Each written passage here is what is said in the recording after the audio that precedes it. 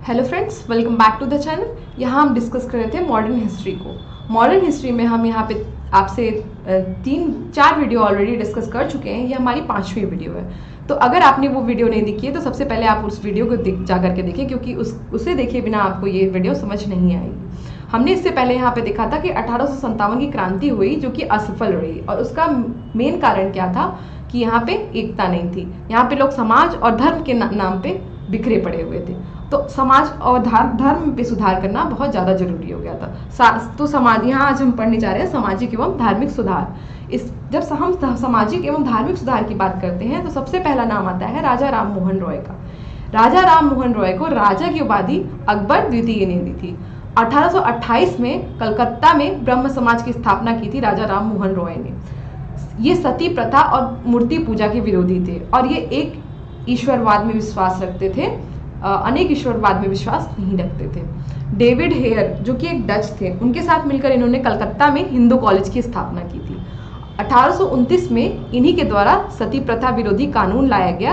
अब जो ये प्रथा तो ये कानून तो ये लेके आया, लेकिन उस टाइम गवर्नर जनरल जो थे लॉर्ड विलियम बेंटिक, बिना उनके पास किए ये संभव नहीं था इस कानून का पास होना। तो लॉर्ड विलियम बेंटिक ने इस पर साइन किया और इसको पास किया। इन्हें भारतीय नव जागरण का पिता और आधुनिक भारत का निर्माता कहते हैं। अब जो भी इसमें समाज सुधारक होंगे वो अपनी बात को लोगों तक पहुंचाने के लिए या तो किसी पत्रिका का, या तो बुक का, किताब का, या तो अखबार का सहारा लेते हैं। इनकी जो बुक थी उसका नाम था संवाद कौमुदी, और मिरात उल अखबार नाम का इन्होंने एक समाचार पत्र संपादित किया था जो कि पारसी भाषा में था। अब सेकेंड आते हैं हेनरी विवियन डिरोजियो।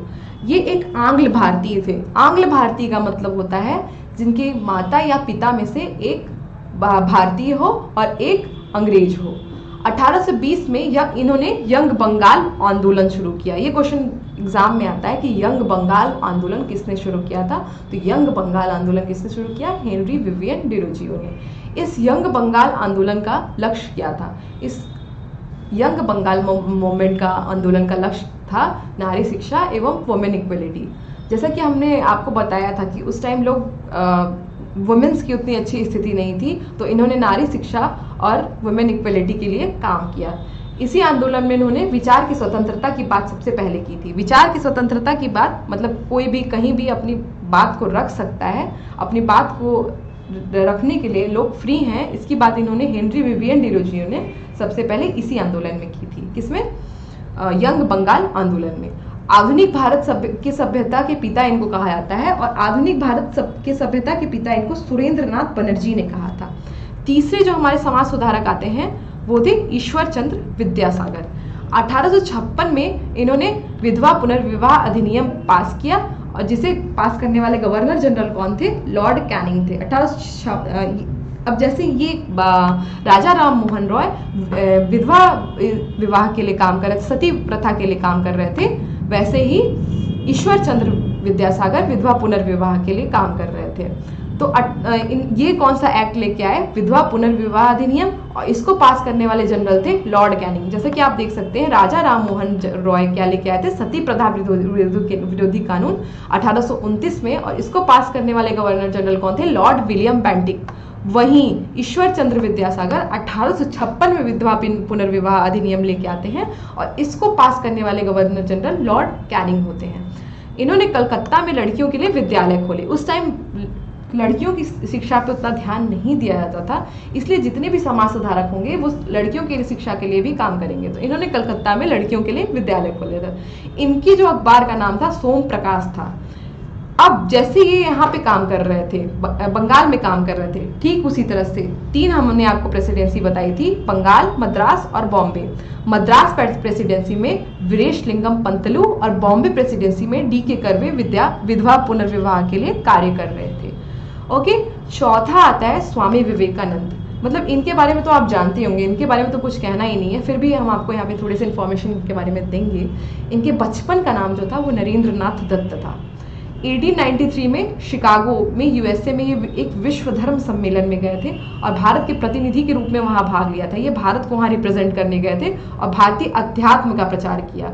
जब ये वहाँ पे भारतीय अध्यात्म को प्रस्तुत किए वहाँ पे जाकर के ये शिकागो में विश्व धर्म सम्मेलन में, तो एक न्यूज़पेपर थी यूएसए की, मतलब अमेरिका की एक न्यूज़पेपर थी न्यूयॉर्क हेराल्ड, उसमें ये लिखा गया उसके दूसरे दिन 1893 में जो शिकागो में गए थे भाग लेने के लिए, जिसमें इन्होंने लेक्चर दिया था भारतीय अध्यात्म के ऊपर, उसके बाद जो यूएसए की न्यूज़पेपर थी उसमें लिखा गया कि इस विचार के लोग जहाँ रहते हैं उस देश में ईसाई मिशनरियों को भेजना मूर्खता के अलावा और कुछ नहीं है। इनकी जो संस्था थी उसका नाम था रामकृष्ण मिशन, जो कि 1987 में स्थापित हुआ था। रामकृष्ण इनके गुरु का नाम था और ये अपने गुरु के नाम पे इस संस्था का निर्माण किए थे, जिसको रामकृष्ण मिशन बोला इन्होंने 1987 में स्थापना की।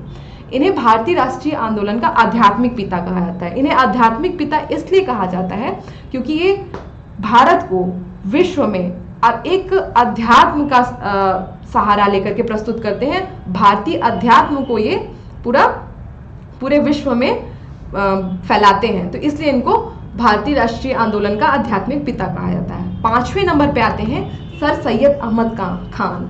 ये 1875 में अलीगढ़ में मोहम्मदन एंग्लो ओरिएंटल स्कूल की स्थापना करते हैं। क्योंकि मुस्लिमों में बहुत उस टाइम रूढ़िवादिता फैल गई थी, इसलिए मुस्लिमों की वैज्ञानिक शिक्षा की इन्होंने वकालत की। ये चाहते थे कि मुस्लिम वैज्ञानिक शिक्षा लें और 1875 में इसीलिए इन्होंने अलीगढ़ में Mohammedan Anglo oriental college school की स्थापना की थी। 1920 में इसी मोहम्मदन एंग्लो ओरिएंटल कॉलेज का नाम बदलकर अलीगढ़ मुस्लिम यूनिवर्सिटी रख दिया गया। जो आजकल का अलीगढ़ AMU है, अलीगढ़ मुस्लिम यूनिवर्सिटी, वो यही है, जो कि इसकी स्थापना 1920 में होती है। 6वें नंबर पे आते हैं स्वामी दयानंद सरस्वती। इन्होंने 1875 में आर्य समाज की स्थापना की थी। ये क्वेश्चन बहुत आता है पेपर में कि आर्य समाज की स्थापना किसने की थी, तो किसने की थी? स्वामी दयानंद सरस्वती ने। और किस सन में की थी? 1875 में। कहाँ की थी? बॉम्बे, महाराष्ट्र में की थी।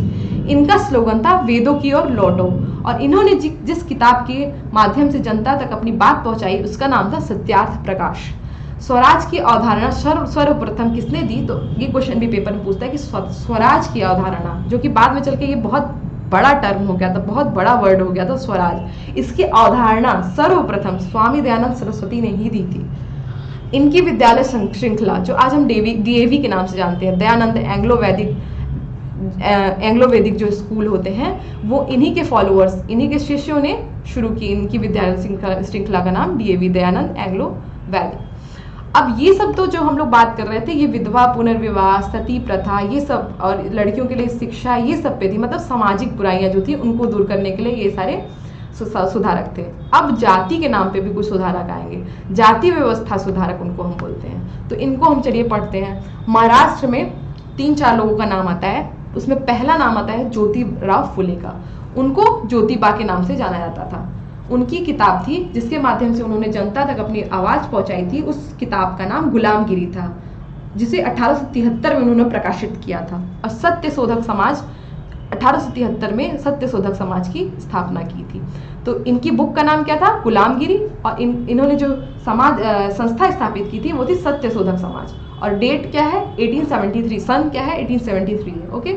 दूसरा आता है प्रार्थना समाज।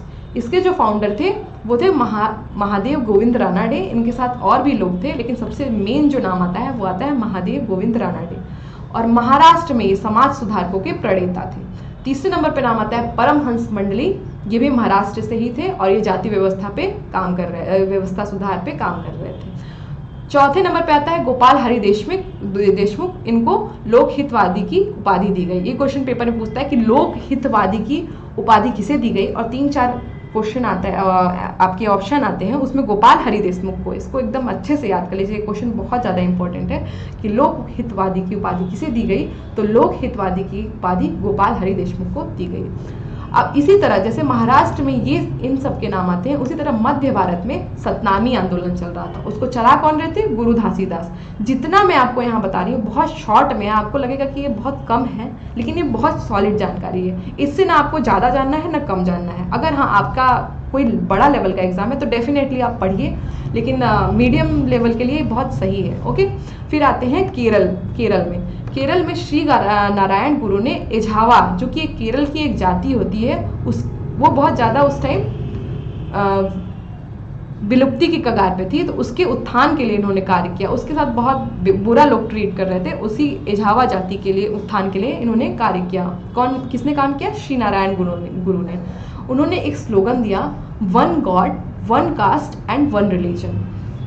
दूसरे नंबर पे नाम आता है E.V. रामास्वामी नायकर। इनको पेरियार की उपाधि दी गई। पेरियार मलयालम भाषा है और इसका मतलब होता है साधु। जी हाँ, वही जो पेरियार, केरल में जो पेरियार नेशनल पार्क है, वही पेरियार साधु इनकी उपाधि दी गई। उन्हीं के नाम पे बाद में वो नेशनल पार्क खोला गया। इन्होंने स्वाभिमान आंदोलन चलाया शूद्रों के लिए, और इन्होंने सच्ची रामायण लिखी तमिल भाषा में। इनका मानना ये था कि जो भी महाभारत, रामायण ये सब लिखा गया है, ये इसमें स्त्रियों को बहुत ही नीचा दिखाया गया है और अन्य जाति की भी बहुत अवहेलना हुई है। इसके कारण इन्होंने सच्ची रामायण लिखी तमिल भाषा में। इन्होंने आर्यों की सर्वोच्चता के दावे का विरोध किया। इन्होंने कहा कि आर्य सर्वोच्च नहीं है, सारी जातियां एक समान है। उसके बाद नाम आता है आपका भीमराव अंबेडकर का। भीमराव अंबेडकर तो आप जान ही रहे होंगे कि ये एक बड़ा नाम है। इन्होंने इन्होंने एक ऑर्गेनाइजेशन बनाई थी, संस्था बनाई थी, इसका नाम था all India depressed class association. और इन्होंने बहिष्कृत भारत नाम का एक आंदोलन किया और एक किताब भी लिखी थी। 1927 से ये 35 के बीच में इन्होंने मंदिर प्रवेश आंदोलन चलाया, जिसमें कि पहले क्या था कि शूद्रों को मंदिर में प्रवेश की इजाज़त नहीं थी, इसलिए उन्होंने 1927 से 35 के बीच में मंदिर प्रवेश आंदोलन चलाया। ये पूरी जिंदगी अपनी शूद्रों के भले के लिए कार्य करेंगे, हिंदू धर्म में कार्य करेंगे, लेकिन लास्ट में आते आते ये खुद अपने आखिरी क्षणों में बौद्ध धर्म को धारण कर लेते हैं। अब हमने इतना देखा कि जाति व्यवस्था सुधारकों का नाम हमने देखा, समाज सुधारकों का नाम देखा। अब हम यहाँ देखने जा रहे हैं महिला सुधारकों का नाम। इसमें पहला नाम आता है आपका पंडिता रमाबाई का। पंडिता रमाबाई को जो पंडिता की टाइटल थी वो इसलिए मिली थी क्योंकि वो संस्कृत की विदुषी थी। इनको संस्कृत का बहुत अच्छा ज्ञान था, इसलिए इनको पंडिता की टाइटल दी गई। इन्होंने पुणे में विधवा आश्रम बनवाया और एक किताब लिखी, इसका नाम था status of women in upper caste. Upper caste में वेमेन की स्टेटस क्या है, इसके बारे में इन्होंने एक किताब लिखी। दूसरा नाम आता है ताराबाई शिंदे। ताराबाई शिंदे जो थी, उनकी किताब का नाम था स्त्री पुरुष तुलना, और इस पुस्तक का विषय क्या था? विधवाओं की स्थिति। तीसरा नाम आता है मुस्लिम थी रिफॉर्मर, सुधारक, इनका नाम था रुकैया बेगम हुसैन। ये पटना और कलकत्ता में मुस्लिम लड़कियों के लिए विद्यालय इन्होंने खोला और एक कहानी लिखा जिसका नाम था सुल्ताना का स्वप्न। तो ये हमने आज बात की आपसे समाज सुधारकों के बारे में, जिसमें हमने आपको पहले डिस्कस किया था समाज सुधारक कौन कौन थे।